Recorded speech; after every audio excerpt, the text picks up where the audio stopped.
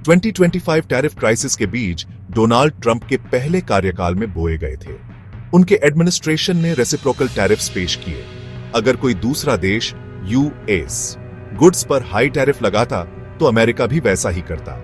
Trump ने तर्क दिया कि इससे फेयरनेस वापस आएगी और अमेरिकन जॉब्स सुरक्षित रहेंगी। यह पॉलिसी ग्लोबलाइजेशन के दशकों से एक बड़ा बदलाव था, जो सीधी, अक्सर टकराव वाली बातचीत को पसंद करती थी।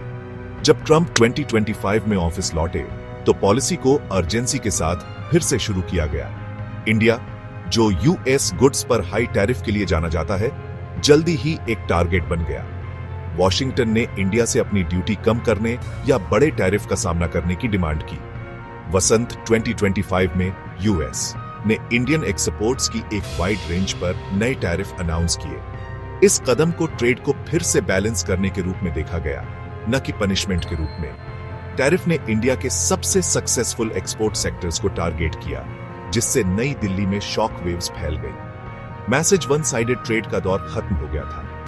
इंडिया के लिए यह एक नई चैलेंजिंग इकोनॉमिक रियलिटी की शुरुआत थी। दुनिया ने देखा कि कैसे यूएस और इंडिया एक टेंस नए फेज में एंटर हुए।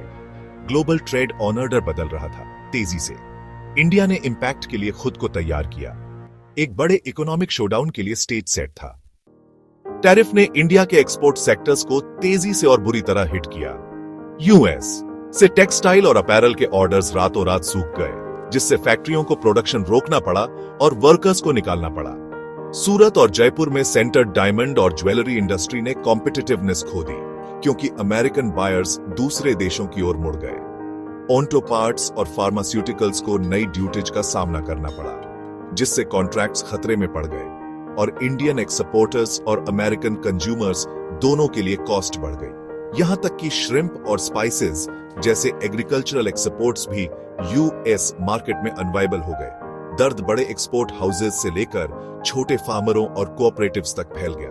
पूरे देश में लोगों की आजीविका खतरे में पड़ गई। ग्लोबल मार्केट डोमिनेंस का सपना फीका पड़ गया, जिसकी जगह प्रोटेक्शनिज्म की कठोर रियलिटी ने ले ली। इंडिया का एक्सपोर्ट इंजन लड़खड़ा रहा था। सेक्टरल शॉक जल्दी ही एक नेशनल क्राइसिस बन गया।